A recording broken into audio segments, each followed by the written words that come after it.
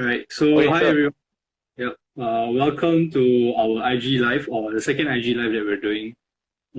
So for those who don't know me, my name is Shafiq. I'm a uni student and currently an intern at Praxium. And here we have Louis. Louis, you want to introduce yourself? Oh, sure. I founded Praxium about like 5 years ago. Um, so a little bit of bragging, right? We actually started doing all this like career discovery stuff before MOE did. MOE started doing their career guidance stuff around 2016, and we were around for like about a year plus by then. And basically, we do a lot of work with different schools to help them understand about career stuff. Um, and I mean, I want to welcome again you guys for being here because a lot of what we do is trying to help young people, youth like yourself, to figure out about your careers and make better plans and to make sense of what to do lah. I had to go down to like do overseas internships, local internships, work locally. I spoke to people from all sorts of different industries to understand what different jobs are like. I also went to go and get trained for an entire year on career counseling and career coaching in order to understand and really make sense of how to plan for your future and what to do lah. So the good thing is you don't have to do all that. I've done that. So I'm here to really just support and help whoever's interested to know and give you all like the short answers so that you all don't have to spend all the effort to figure it out. Yeah, thanks, Louis. So Hmm. yeah, today we'll be sharing some tips on Ikigai. So thank you everyone for joining us tonight. For those of you who are interested in the things that we do, we have a Telegram group, Telegram channel, Praxium Youth Community. You can find the link in the bio. And for those who stay till the end of this segment, about 45 minutes, we'll be giving out a bonus, right? So stay till then to find out what it is. All right, so let's just go right into it. So Louis you did some career coaching training, right? And one of the things that you learned from that was Ikigai, right? So you want to share a bit more about that? Yeah. Actually, like this Ikigai thing, right? It wasn't covered in the career training kind of thing. Okay. Reason for that, right, is actually Ikigai is bigger than that. It's like purpose for living. So in the traditional like career coaching kind of thing, they only look at it like job market kind of perspective. So Ikigai is something that I went to research and find out a lot more about because my belief and the belief at Praxium also is that it's not so much what job you have and what career you have, but the kind of life you want to lead. So Ikigai is a lot more relevant for like purpose in life kind of stuff. Yeah, Cool. I assume that some of you may have heard about Ikigai before. So I think Shafiq, you'll be asking me some questions about it. But I'll definitely go through some basics first. Then after that, we'll talk a little bit more about some secrets that you wouldn't find online. These are things that only because we have analyzed it further, we have talked to people from different walks of life that we understand how this is applied as well. Okay, cool. So before we go into what Ikigai is about, right? Maybe you want to share a little bit more about why Ikigai is important. Hmm. There's actually a book on this, and Ikigai basically is this thing that came about as they researched and studied people who lived longer than 100 years in Japan. So one of the questions they were asking was, hey, how come these people like are able to live for so long? And one of the factors that they managed to identify is this concept of the Ikigai, and it's a Japanese word that means a reason to live.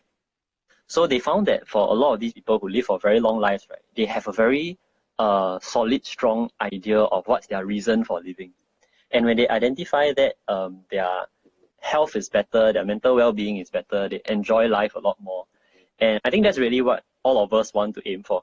It's not just about a lot of money or not necessarily just about living a long life. It's really about like that quality of life being excellent. And I think that's what this is why this is so important. Okay. So reading all these articles online about Ikigai, right? A lot of them prescribe Ikigai as like the formula for happiness. What do you think about that? Hmm. Formula for happiness. I guess like formula is a very weird word to talk about it lah. I think framework might be more useful. Framework in a sense that like there's some structure, there's some concepts in life that everyone can kind of resonate with. It's more closer to that. It's not formula as in like step 1, step 2, step 3 kind of thing. It's more of like these are useful ingredients into your life.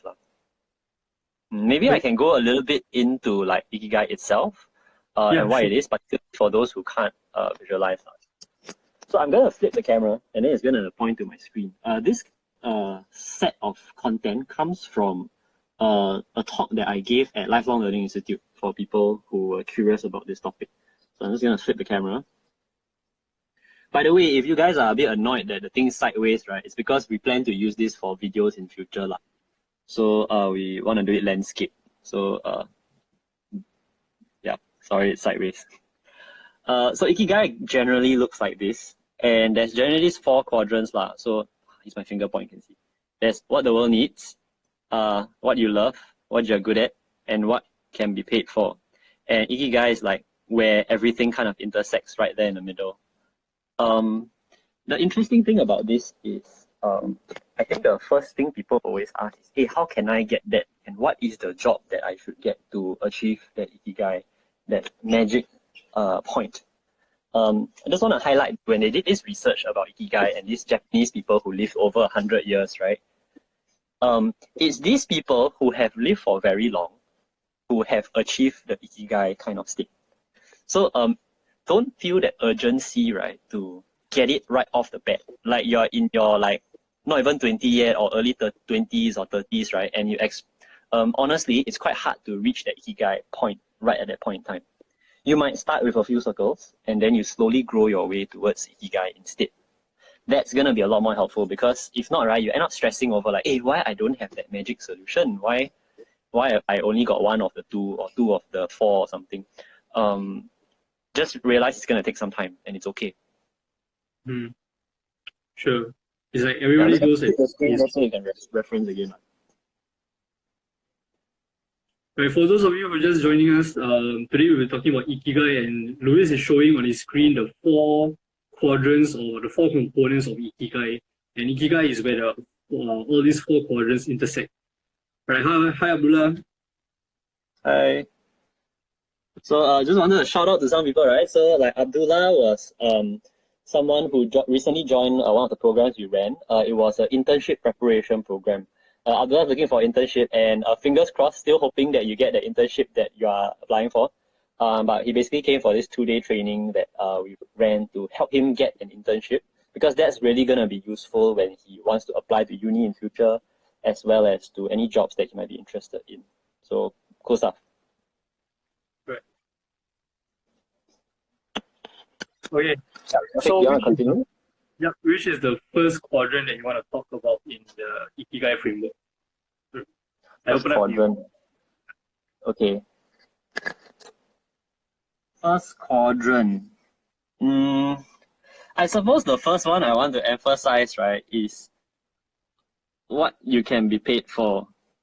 So the reason why I want to talk about that first, right, is because I think there's a lot of times some misconceptions about what you can be paid for. I also want to acknowledge that Ku Yifeng asked a question. I'll answer that later. But what you can be paid for, I think, is the first common misconception. Realize that it's what you can be paid for, not what you can be paid a lot for. So that's an important thing to realize because when they ask about what can you be paid for, right, we're talking about like what's enough for you. So there isn't the thought about how am I going to be a millionaire and what's within that circle there. It's more about how much is enough for me such that I'm able to make a living doing something like that. So I think that's the important thing that I want to talk about. What you can be paid for is a lot about what allows you to earn some level of income. Enough for you to survive. Okay, when you think of it that way, right, there's actually a lot of possibilities. But if you keep thinking that what you can be paid for must be a lot of money, and then your circle, right, even though it's like this size, right, you say, oh, only can be doctor, lawyer, engineer, computer scientist. Then it becomes such a small circle that it's not helpful for you anymore. So that is quite a problematic thing. And really the misconception here is that it's not about a lot of money. It's about what's enough. Yeah, that's the first one. All right. And do you have any sort of like tips on how to find what is enough for you? Oh, that's I think there are having more conversations with people who are like working in different fields is helpful. Um, I found that when you are doing work that you don't enjoy, you tend to feel like you need more money to survive. So if you hate your job, right, every day you just don't like to go to work, it's very easy for you to think that, oh, I spend like X amount on food, I need to spend X amount going on holidays and stuff like that. And like, hey, isn't it like a must to go on holiday like once or twice a year? And when you hate your job, right, yes, it is quite necessary for you to go on that many holidays. But if you love your job, right, if you really enjoy it, you actually feel like, hey, I don't want to go on holiday. I want to keep working. And even like for us like at Praxium, like we really believe in the work we do. We enjoy it quite a bit. And even though we have to like work from home and like cannot go to office, that kind of stuff sometimes, we still want to, and we don't mind doing more work. And I think that's a really helpful tip to think about what would you do more of even if you are not being paid you're not being paid more to do it. Yeah. And I think that's one nice tip. How do you know whether you have enough? I mean, there's some basic calculations like how much do you spend on food, on travel, at the bare minimum. Then you work upwards from there. A lot of times we get a bit stressed out because we see, oh, average uni grad earns about 3K plus or something. And we feel like that's bare minimum we need. But actually, you need to start thinking about how much do you actually need to spend. And I think it differs from people to person. So it's hard to get a concrete number. But I can tell you that as a young adult, if you enjoy your work, if you put a lot of energy to that, it's possible to only need about 800 a month. Everything else you can save and then spend on other things more important. Or like maybe 1,000, 1,500. If you have like want to get a house, then maybe a bit more. But the trouble a lot of young people have is when you try to save up for a house, you think that you need all that money on your own. But if you actually share a dual income with your partner, it's actually a lot more manageable. All right, cool. And I also want to touch on one of the points you said that usually when you don't enjoy your job and then you think that you need more money, and that's kind of the responses that we get when people are like unhappy with their jobs and then they ask their boss for pay raise. But actually, it's not the pay raise that they want. It's like the pay raise is just justifying them continuing to stay in the job. But actually, Yeah, exactly. is to enjoy the job more.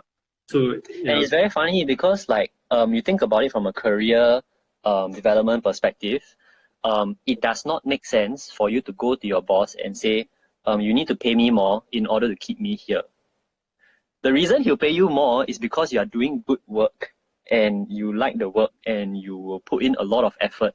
That's why I'm paying you more. I'm not paying to make you stay. Because if you're a crappy worker who doesn't put in any effort and all that, and you're like, oh, I'm dying, and then boss, you need to pay me more. Of course, he's not gonna care lah. He's gonna care about the one who, even if he didn't ask you to do work, you're still gonna do work. He's gonna give the pay raise to the one who volunteers for more projects, not the one who's like, Siam, I don't want to do. Right, cool. So we have another person joining you, Ru Hui and Sabina. Florless. Floor first. Yep, today we're just talking about Ikigai. We just finished talking about the first component, which is what can you be paid for. Can be paid for. All right. So let's move on to the second thing. Louis, what else do you want to talk about? Okay, I'll cover two more at one shot. So that's the what you love and what you're good at. Okay, so these two things are interesting. So what you love, right? Anything that's purely within this circle, maybe things like your hobbies and your interests lah. Maybe to you, it could be things like playing video games. It could be things like watching Netflix and stuff like that. These are just things you enjoy. Then there are things that you are good at lah. So this traditionally and conventionally for a student, right, you might think of it like, well, I'm good at maths, I'm good at science, that kind of stuff. But really the kind of thing we're really talking about is like talents and skills. Is it like working with technology? Is it being creative? Is it working with people? And these tend to be the kind of things that matter quite a bit lah. And I wanted to talk about both of them together because it is in the intersection of both where things get interesting. If you ever had to like take a class or do any form of learning, right, you will find that the things you enjoy, you actually bother to learn more, and you might thrive at it more. Conversely, for some people, they like something because they are good at it. So that's a debate I've had with a couple of different people, and they have different opinions. Some of them believe that they like something because they are good at it. Some people believe that they are good at it because they like it. Either way, honestly, I don't really care which way is accurate as long as you can see the relationship. And why I wanted to talk about these two things together is because they often come together. Yeah, and later on I'll show you a little bit about how some strategies you can take for Ikigai, right? And it relates to that a little bit lah. So what you love and what you're good at, that can actually have a lot of synergy inside there. Okay, cool. So we did two birds with one stone. So let's move on to the last one, which is last one, what the world needs. So what the world needs, right? This is really something where being up to date with current affairs and all that will help. So currently, like COVID, for example, COVID, very recent, you got to think about what the world needs at this point in time. And healthcare professionals, medical help, that's definitely what the world needs. Research and development to find a cure, to find a vaccine, or to find some form of a test kit that is available to everyone, that's something the world needs. That's very recent and right now. But beyond that, it's also things like hope, things like positivity, things like kindness. All these things are also what the world needs at this point in time. And if you actually just watch out for what happens in the world, things like climate change, things like exclusion and inclusion, things like inequalities, these are things that the world, the interesting thing is this is quite static. A lot of problems that the world faces, we will continue to face. And this is one area that we can pay some attention to. okay. So one question I have about this is the way that you describe it is to see what the world needs like in the present time currently. But I think for maybe uni students, right, or poly students who go into uni and you want to decide on what course to go into, right, you're kind of thinking about the future, right? Like the conversation in the workforce now is about like the labor market and how AI is going to shift everything, right? So how does that play into this component?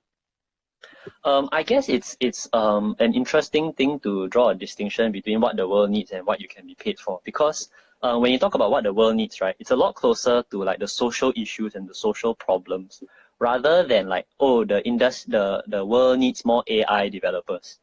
That's not really the case. The AI developer kind of thing is what you can be paid for, but the world doesn't really need it. The reason why I say that is because the existence of people who are familiar with AI will not eliminate or necessarily tackle the problems we face in the world. What the world needs, really looking at the social aspect, how do human lives get benefited, and really the few things that constantly have been present through the history of humanity is things like poverty, famine, access to healthcare, access to education, climate change. These are the things that tends to be within that zone of what the world needs. Okay, cool. I think it's important to also kind of highlight that difference. Right, so moving on to the next question. So I think I asked you this earlier, right? When I was reading up Ikigai, a lot of them say that Ikigai is like this intersection between all these four quadrants.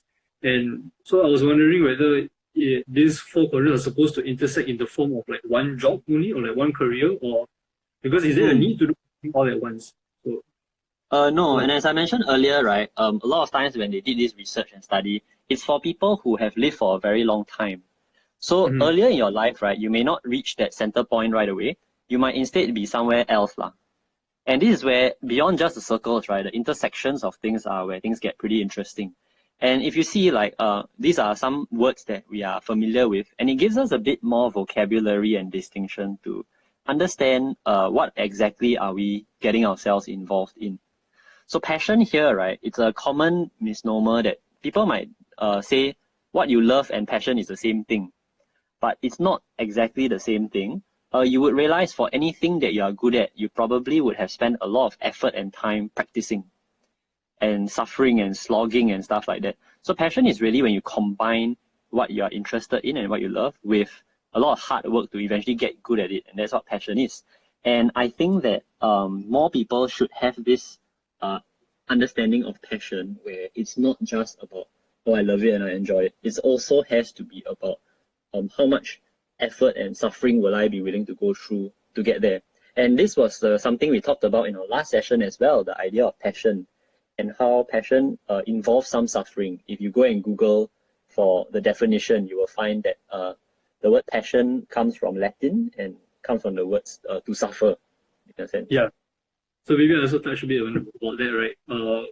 When you guys, for uni students or students who like trying to go into a job or go into like an interview for uni admissions or things like that, right? For those of you who attended our AAA session, right, Louis said this very important thing. So passion, right, you can't just say that you love something, like you're interested in something, right? The employer or the interviewer is going to look at you and say, okay, so you say that you're passionate about this, so where's your proof? Right? You need to have put in some amount of effort to prove that you are passionate in this thing. Yeah, and I want to just highlight like Shafiq, right, who is like currently hosting for this, right? I still remember the interview that we did because I posed a challenge during the interview, like, hey, we have this problem in the business, like, what do you think? He did that assignment, and then after that, I was like, okay, it was okay lah. Like, it wasn't like amazing, it was like okay. Then after that, the next day, I received an email from him, and then he said, hey, I thought about the challenge, and I put a bit more effort into it, I put a bit more thought, I did a bit more research and analysis, and this is my new ideas. And to me, that's like pretty impressive. That's like passion. That's where you have chosen proof that you're actually interested in this job. It's not like you're just coming and interviewing and then like hoping for the best kind of thing. You also took the extra step to show that you really are interested. You proved it lah. And I think that's why like you're on the team as well. Okay, cool.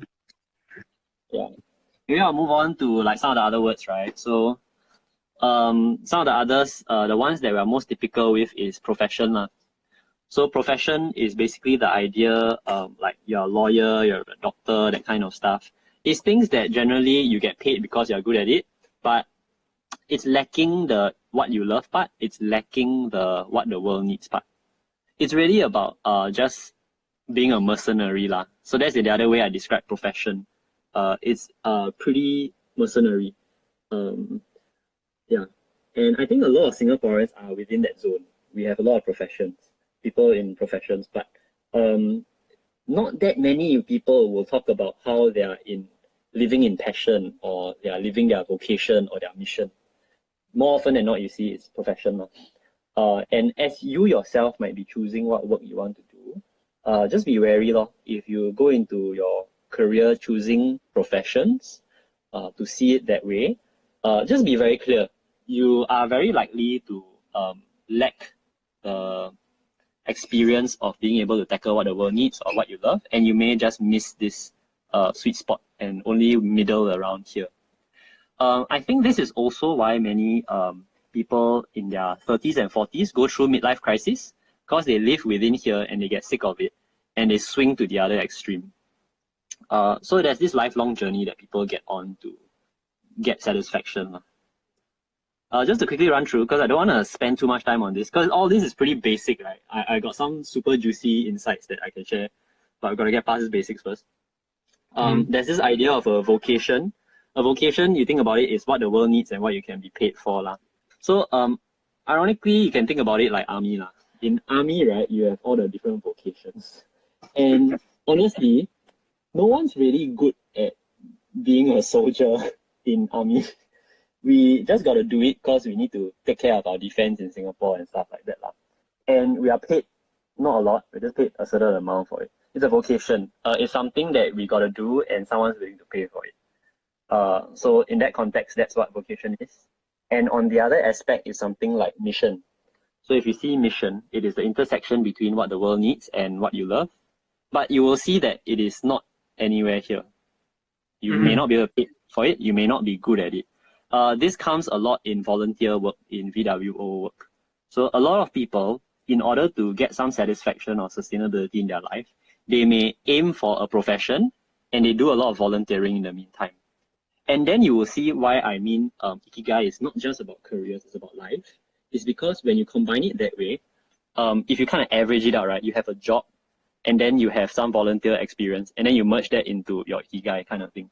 So your average life experience becomes one where you have some satisfaction. That's the other way to go about it. And it's also why when you ask, is this the formula? I said, not really. It's not really a formula per se.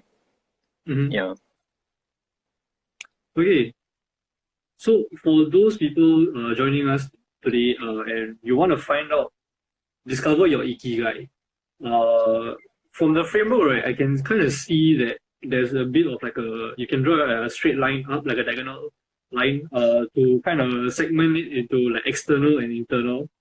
Would I be right to say that?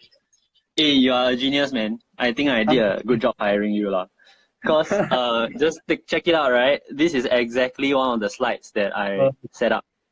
So you realize, right, that there's some stuff here that is what you love and what you're good at. And it's inside because these are things that you can control. These are what you like and what you're good at, right? Purely by effort, by curiosity, or by choice, you can actually develop these two things. On the other end, what you can be paid for is what the market tells you. What the world needs is what the world needs, is external and outside. So you really hit the nail on the head there, where it's really these two things that there is that distinction. So really cool, highlight, nice for highlighting. Good job for highlighting that. Okay. So where do you advise people to start with, like to discover their Ikigai between these four? To answer that question, let me go to another thing to set the premise and context. Sure. There's this idea that I set up, which is the idea that we look at this, right, and it's very abstract. But it's also useful to apply and ground it in reality. So if we ground it in reality, right, there's the sense of proportions. And what I mean by that, right, is that the circles are not even and not equal. What this means, right, is that whatever you can be paid for, there's a lot of things. A lot of things that you might be interested in, you might like, you might be good at, or a lot of things that you might totally be uninterested in. Maybe you have zero interest, or maybe you're in this zone, right, for like things like bubble tea, barista. You could be there for maybe even things like being a cleaner, maybe being a bus driver, things that you typically wouldn't think of. That you wouldn't consider. There are actually so many jobs that can pay. And you know that simply because you see people of different backgrounds in society. You know people are bus drivers, you know there are different roles. And what you think of as like, oh, can't make a lot of money, there are a lot of people making a living doing that. So that's why in terms of proportions, right, this circle is actually pretty big. Just be aware of that first. So don't realize that it's not a limiting factor. The other factor is what you can be good at. There are actually many, many things you are good at. The trouble you have, right, is that in school, the thing that the language you are most familiar with is the subjects that you take. So when you get a sense of what you're good at, right, it's very easy to get a sense that you're only good at math or English or science. That kind of thing. But what you're good at can be many, many things. It can be helping someone feel very comfortable within the first 1 minute of meeting them. It can be about being very good at coming up with processes and understanding things very quickly. So the number of things you can be good at is quite tremendous. Even like maybe you can roll your tongue really well. Or maybe like you are like brilliant at spotting patterns. So those are many, many things you could be good at also. And why I wanted to highlight this was more because of the other ones. The other two circles, right, are a lot smaller. So for example, what the world needs, I already mentioned like there's only a couple of things like poverty, famine, healthcare, education. These are things that are important and the world needs. And this circle, right, doesn't really change much. Then there's what you love, which is actually, honestly, most people are curious only for a smaller set of things. You are not that interested in an infinite number of things. So as we kind of understand and lay out this idea of proportions, I think that it's useful to start from this place, which is what you love. Because this is a limiting factor. Or you can start with what the world needs. Those are the limiting factors that's a bit more rare And once you can kind of find a nice place within those, right, you can navigate and pivot to the rest more easily. So that's my sense of how you decide where you might want to start lah. That being said, right, again, it's not a formula. You can start from a profession, something that you're paid for, that you do well in, and then you slowly move to something else. It's also possible. So there's really no fixed starting point or to discover But if you ask for recommendations, I'll recommend start with your interest. Cool. Okay. Before we move on to the next question, you want to share anything else about Ikigai? Any insights?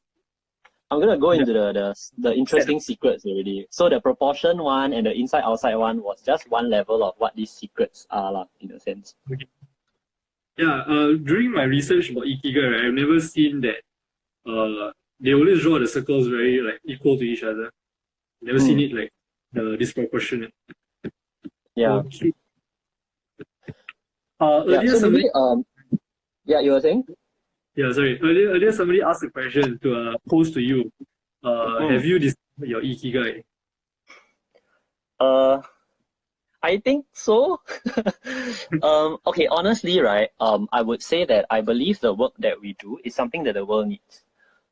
This idea of helping young people or people in general discover what they want to do with their life and what they want to do with work, I think it's very important. Why I think so is because a lot of times people are drawn to jobs that simply make money, and we've seen countless examples of people not necessarily being happy that way. And the cynics among us would have this funny quote, right, which says, I'd rather be sad in a mansion than be happy in a like cardboard box or something like that one. Like, you rather live unhappily in luxury than happily in a shitty place, kind of thing. Which I feel like is a very cynical way to look at it, because for all you know, you don't really actually have to live in a cardboard box and you can still enjoy yourself. Yeah, you gotta kill yourself just to get a lot of money, kind of thing, which is what a lot of people seem to think is necessary. So for myself, I think we've kind of identified what the world needs, and that's kind of what drives our work. I love the work in a sense of seeing people thrive. I also like the experience, the thing I do a lot, which is creating experiences and coming up with these concepts and analysis that I'm doing even right now. I think the parts that is still work in progress is things about getting paid and getting good. My sense is that I actually think we are pretty good at what we're doing, but I don't believe that it makes sense to be complacent. I think it's important for us to keep growing and keep getting better at what we do. But the other part, which is whether we can be paid for it. This is where it's gonna sound like very shooting ourselves in the foot, right? But right now, the work that we do is not as easy to get paid for. The reason for that is this lah. If you think about learning and educational experiences, you wouldn't think too much about going for tuition. Tuition, you pay about $300 or to $400 for a secondary school student to attend tuition for a month, for like maybe a 1 hour, 2 hour class. So that's how much you will pay for that. Now, I'm going to propose to you this alternate, which is something that we are more keen on. What would you say to paying $300 to $400 a month for 2 to 3 hours of time spent with us, with Praxium, to help you understand where your life is headed, what are your strengths, what are certain things you can do to prepare you for the work that you want to do, and to even discover what work you want to do. And where tuition gives you a shot at improving your grades and improving your shot at entering uni, the work that we do helps you to prepare your portfolio and CV and experiences so that you guarantee can get into the work that you want to do. It's a guarantee. Even if you don't get into the exact uni you want, the exact job you want, you are quite likely to be able to achieve some high level of satisfaction in doing so. That's what we can promise for sure. I believe we can do that. And the trouble is that when you compare these two things, I'm gonna be very honest, I feel like most people would feel like tuition feels like a safer choice, simply because it's been around. And whatever we are doing is very new and unusual. So people don't understand it enough. And part of why I say we're not good enough is because I think when we are good enough, people will see it. And maybe part of being good enough is about like marketing, selling our programs, helping people better understand what we're about. Maybe it's about that. It's not so much about the career part. Maybe we are good at it. I think we're quite good at it. Okay. So like Yeah. So I think it's work in progress lah. Yeah. right. And like I said, right, you tend to only get there like in your like 60s, 70s, 80s. Yeah. So I mean, I'm not feeling like inadequate about it lah. Yeah. It could be maybe 10 years down the road, then will be even more Yeah. successful. Yeah, and it's fine. Yeah. Yeah. After all, we are more focused on what the world needs. And if we are clear on that, it's about making that work. Yeah. One of the earlier questions was how do you start and all that, right? I'm going to present to you what does it look like to start, not from what you love. So for example, right, this is an example. So this concept is the idea of like, love what you do. So no matter what job you have, no matter what you pursue, love it. So what that will look like, right, as a journey is you'll start somewhere here. You do some work that you can be paid for that you're not necessarily good at or interested in. Over time, go for enough skills, future courses and training. Maybe you start to get good at it. You put a bit more effort and thought into it. And from there, right, maybe you might start to see, hey, actually, right, I can apply myself in a way that's beneficial for society. And you do that and you go there. And this process itself is going to take you 5 to 10 years, generally lah. And then from this process of moving here to here is the alternative of like, you starting to be good at your work and then starting to enjoy it quite a bit. That's also going to take some time lah. But that's the first strategy of loving what you do.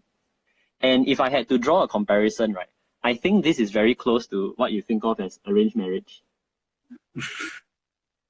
Why I say that, right, is because you just go for something lah. Maybe at the end of the day, you might have feelings for it, you might love it and stuff like that.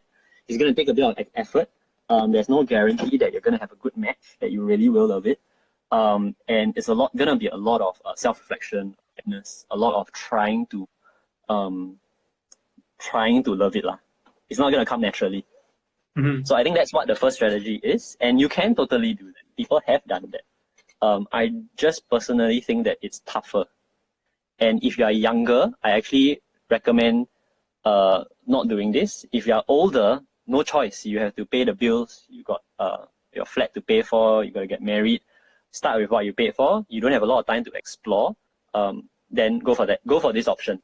But if you are younger, and I believe most of our viewers are a bit younger, what you should is to start and grow your passion instead. That's the other strategy. What that looks like is to really focus here on what you love and then grow that. You see, because the ability for you to reach the Ikigai spot, right, is also a factor or function of how big each circle is. But when you start with what you love, right, you find that what you love will eventually grow bigger over time. So what I mean by this, you might start off liking something like K-pop. You like K-pop, you think it's pretty cool. Then after that, you start to learn some dance choreography, start to dance with your friends. After that, you start to learn to do video production because you want to record yourself dancing. And then you start to learn, hey, how come this production house and that production house, why got competition? Then you learn a bit about like business dynamics and business competition. So you notice that when you focus on things you're interested in, right, the things around your interests start to become interesting to you as well. So that's why I think it's useful to focus on what you like, especially when you're younger. Because the more exploration you do, the more you're going to find like, hey, this is pretty interesting and I want to learn more. And that's what we wish education would do in general, grow that curiosity so that eventually, right, this yellow circle takes over the world in a sense. And actually anything also you're willing to do because you've grown to love a lot of things. The other thing is also the idea that whatever you like to do, you are eventually able to become good at it through a lot of hard work and a lot of effort. And you're going to want to do that hard work because you enjoy what you're doing anyway. So when you try to simplify it in that way, right, the whole circle of what you're good at and what you love can become one huge quadrant, one huge segment of what you're good at and what you love. And that's why like you see some of the team members, like people like Daryl, for example, who was on with the show last week. He's really good at what he does and he really loves it. He put in so much effort into it and like every waking hour he spent thinking about his work lah. And that's how he eventually does really well. And one of the quotes that he always says, right, is be willing to do things for free. And correct me if I'm wrong, Daryl, feel free to just comment in the chat. But he would say, be willing to do things for free, and you notice that it's within these circles lah. The paid part, he says, it will come. It will come when you're good. It will come when you spend enough time and you build enough reputation in that field. So that's something that's real as well. And so I just want to highlight one more thing, which is this idea that the dots can shift lah. Okay, just like what I was showing you just now. But one of the special secrets that you don't think about as much is that actually it doesn't have to be dots. It can be a zone. So for a single thing that you're interested in, right, there can be some parts which you love. For example, you love to take photos of your grandmother when she's at home. That's just what you love. No one's going to pay you for it. No one's going to tell you you did a really good job. You just really like doing it. Then you could be doing some things that you really like and you're quite good at it. And this could be street photography. It could be like just going on the streets, taking photos of people, humans of New York kind of style, right? And you're pretty good at it. People like it. But at the moment, no one's paying for it.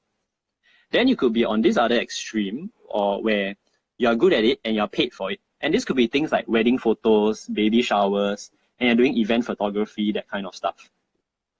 And then this could be things where it's in between, maybe what you love, what can be paid for, and what you're good at, which is perhaps something like commissioned work that happens once in a while, where maybe some company or government agency wants you to help them with some journalism work or something. So the interesting thing is, it's not just a dot sometimes. When it's a skill set that you have, right, you can actually apply it sometimes in ways that pay, sometimes in ways that doesn't pay, and you get to have a whole zone of area of practice.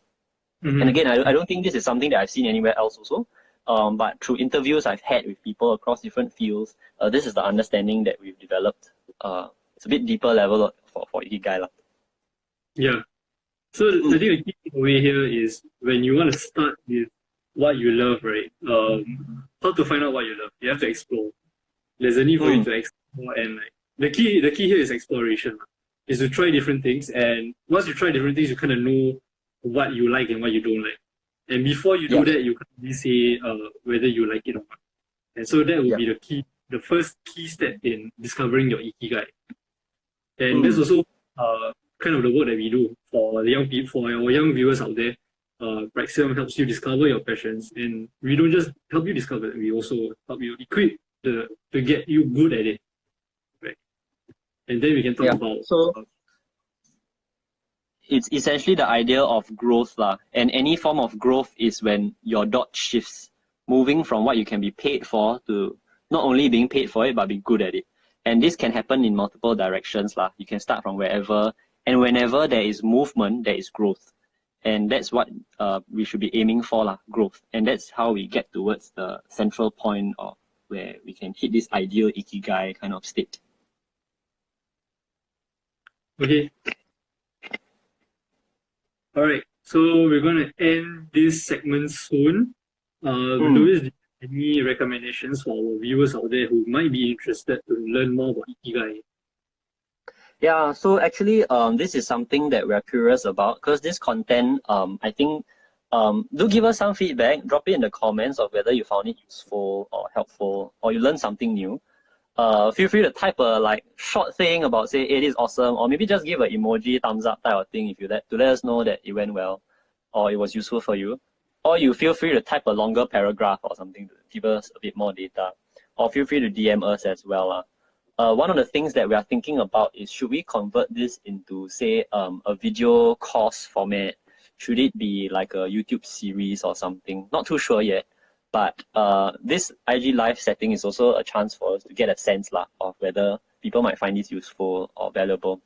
Because we also don't want to be just talking nonsense and then nobody cares and then just shouting into the wind. Yeah, so that's going to be helpful for us to just let us know how useful this has been for you. I guess some of the other things that we might be able to talk about is we will be doing more of such IG Live kind of stuff on Zoom or wherever else. If you are interested, we have this Telegram channel called the Praxium Inner Circle. And you can let us know, and we may be able to send you the link to invite you to join this group. And the whole idea here is to really share with you more resources about how you can prepare yourself for the future. If you're not so keen on taking a lot of action, because the goal here, right, is people to really take action on. They want to go networking, they want to go for some workshops or get access to some resources, and they want to engage, they want to contribute as well. This is a group for you lah. Alternatively, there's this other Telegram channel that we set up where we basically just share with you resources. So sometimes there are deals like this. So there's a free online course and we'll just share it with you. And you can just join if you're interested. There'll be other times where we'll post out some other content and stuff that is relevant, that might be useful for you. This is if you just want to receive information. Whereas the inner circle is one where you actually want to contribute and be part of the community with us. So as a quick shout out, for tomorrow night, we have this event called Learning Day. So typically we do this offline, but we're going to do it online now. And we're going to do it on Zoom. So you can see this little pun here. It's a Zoom because of all the lenses. So we're going to do it online tomorrow at 7 p.m. and it's going to be on Zoom. You can feel free to find this event on Facebook or let us know if you're interested. And we'll invite you for that. Just so you know, it's a great chance for you to get to know people from different walks of life. Typically, we would run it offline, and you would have people who are engineers, programmers, designers, entrepreneurs, social workers, and all that, who would come and teach something. So how this event works is that everyone who attends will teach and share something that they, even if it's something as simple as how did I make the choices I made in my life, or how to tie my shoelace in an interesting way, also can. So it can be really casual, and the goal is really a chance for you to get to know more people, get to learn more different things. And tomorrow we'll do it on Zoom at 7 p.m. And we really welcome you to join for that lah. Yeah, so for those of you who have contacted us about how to network better, this is an event for you to kind of practice that lah. This is an event for you for opportunity for you to network with others. All right, Luis, anything else for Ikigai? Ikigai, it's gonna be a lifelong journey lah. Don't be so urgent to find it right away. Feel gratitude that you can start from somewhere, and then focus on just the growth, slowly moving yourself. And it's gonna take some time. It won't be instant. And feel free to reach out to people like us, find mentors on your own or whatever that can really support you in your growth. Remember the key part about growth and achieving that Ikigai thing, right, is really you need to move. You need to have change in your life. If you're feeling like day in, day out, I'm just going to work, doing the same thing, that's where you will start to feel like you're not really growing. And I think that will work against you. Okay, so I think we should end this segment. It's already been almost 50 minutes. Okay. For those of you who have joined us today, thank you so much for your time joining us on the Thursday night.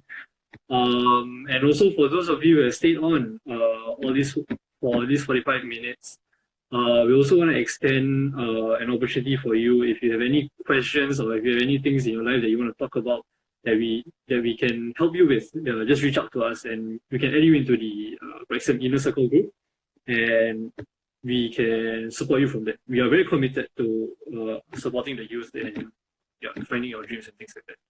So, last questions. Anybody from the audience, you want to ask anything? Right. Yeah, we can still take a few questions if you really have any that came up. Were there any that was asked that we didn't answer?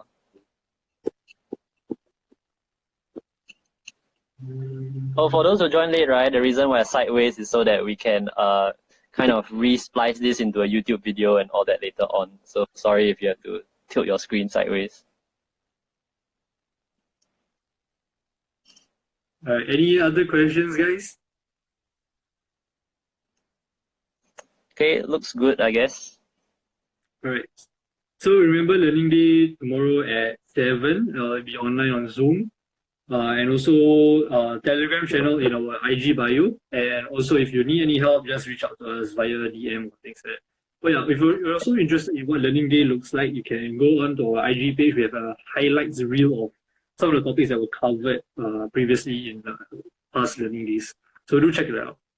Right. If there's any, Hey, and everyone can do a give a clap reaction to Shafiq also for like doing such a good job hosting for today. Good job.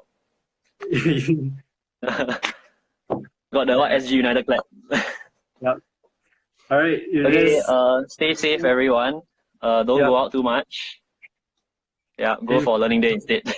20 seconds. All right. Okay. If that's all, bye guys. We'll see you again next Thursday for another topic. All right. Yeah. Okay. Okay. Bye, Luis.